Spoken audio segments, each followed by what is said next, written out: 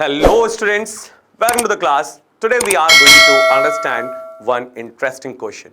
ठीक है, जो रिलेटेड है heating effect of electric current या मैं कह दूं पावर के कॉन्सेप्ट से, इलेक्ट्रिक पावर के कॉन्सेप्ट से. तो इस तरीके के क्वेश्चंस को कैसे सॉल्व करना है, बिकॉज मेनी टाइम्स होता क्या है, इंफॉर्मेशन पूरी गिवन होती है बट क्वेश्चन देखने में ऐसा लगता है कि नहीं, कुछ half of the part missing है और हम कंफ्यूज हो जाते हैं क्वेश्चंस को कैसे सॉल्व करें. Let's see that the question is saying that there are the three bulbs with individual power ratings of 12 watt, 2 watt and 6 watt respectively are connected as per the circuit diagram. 12 watt, 2 watt and 6 watt, and here it is 12 watt. Okay, fine. Find the amount of heat dissipated by each bulb in 10 seconds.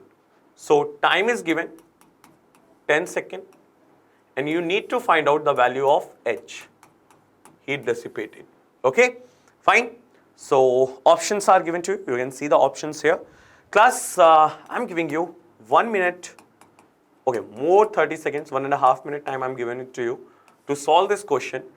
Quickly try to solve this and देखिए क्या answer आ रहा है आपका.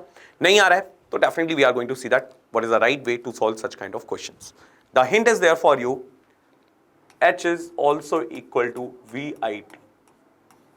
यहीं से हमारा formula आता है H is equal to I square RT.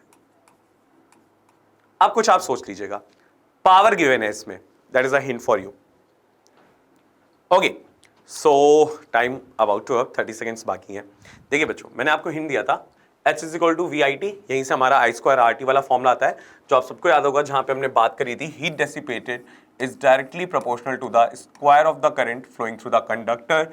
Heat dissipated is directly proportional to the resistance of the conductor. Heat dissipated is directly proportional to the time for which that current I is flowing through the circuit, right? And this is known as Joule's law of heating, right? I hope आप सबको याद होगा, बहुत important concept है, बहुत ही interesting concept है. अब देखिए यहाँ पे H is equal to VIT से ही ये फॉर्मूला आ रहा था.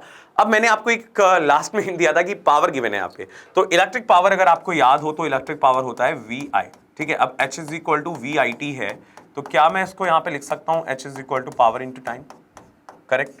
अब देखो पावर की वैल्यू गिवन है, टाइम का मल्टीप्लिकेशन करा दीजिए, आपका हीट डेसिपेटेड आ जाएगा. कितना हो गया 120.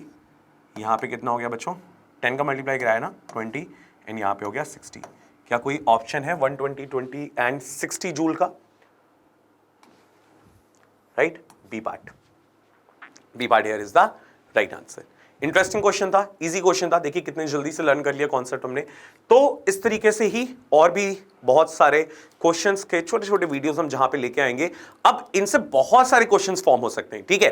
अगर आपने कॉन्सेप्ट लर्न कर लिया, अगर आपने तरीका समझ लिया, तो बहुत सारे क्वेश्चंस आपके लिए इजी हो जाएंगे सॉल्व करना. So please try more and more question to solve, and if anywhere you are getting stuck, we are here to help you. But आपको भी प्रैक्टिस पे ध्यान रखना है. So that's all for today. I hope you all enjoyed it. Thank you everyone for joining. Bye bye. Have a great day.